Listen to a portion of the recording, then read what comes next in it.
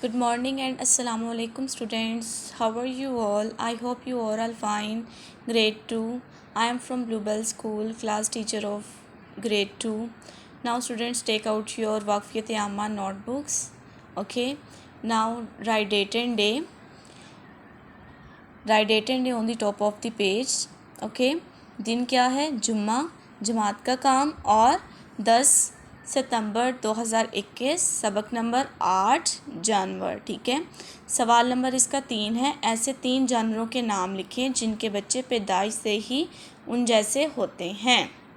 Again, ऐसे 3 जानवरों के नाम लिखें जिनके बच्चे पैदाइश से ही उन जैसे होते हैं। और वो कौन से हैं? जवाब: बिल्ली, मुर्गी, घोड़ा। बिल्ली, मुर्गी, घोड़ा। ठीक है। अब आपको मैं दिखाती हूँ। आप यहाँ पे देख सकते हैं। ठीक है। देखिए, बिल्ली का बच्चा किसके जैसा है?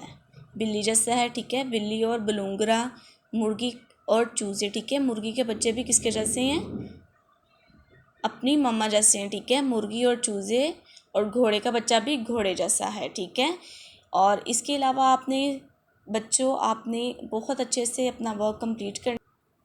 ठीक है। आपने इसको लर्न भी करना है और इसको राइट भी करना है अपनी रफ नोटबुक्स पे।